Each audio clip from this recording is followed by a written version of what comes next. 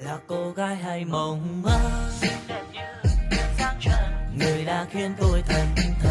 cho ngày qua tôi thẫn thờ, Cho tôi nhung nhớ bao nhiêu, muốn nói với em bao điều rằng tôi đã thương em nhiều. yêu em từ lâu em biết Chẳng giống mấy cô người mẫu, em đẹp xinh cô gái hiền, chẳng son phấn tô sáng màu. em giản dị theo cách riêng, Chỉ cao 1m52 nhưng sao đáng yêu, dịu dàng đôi môi thắm duyên nụ cười. xanh hương mơ đêm nhớ mong. Thôi thì là duyên, nếu người thuận thì tôi sang hứa chuyện mẹ cha xin đừng nên vợ chồng.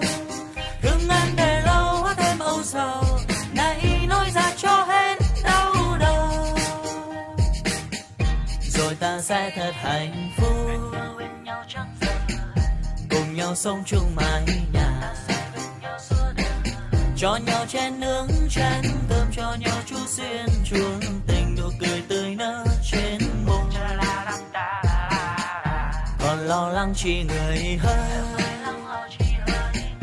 vì em đã có tôi rồi.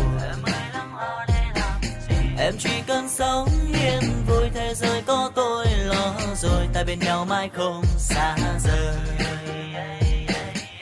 Thôi thì là duyên, nếu người thuận thì tôi sang hứa chuyện mẹ cha xin đừng nên vợ chồng. Thương em để lâu hóa thêm âu sầu, nay nói ra cho hết đau đầu.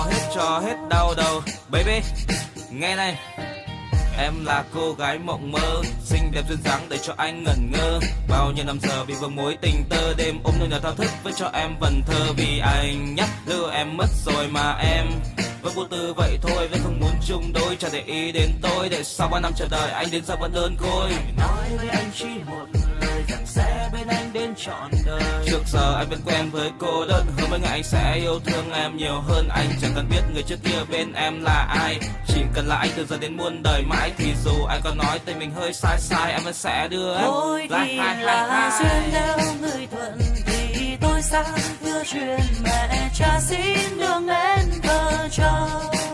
Thương em để lâu hóa thêm âu sầu, nay nói ra cho hết đau đầu. Thôi thì là duyên, nếu người thuận thì tôi sang hứa chuyện mẹ cha xin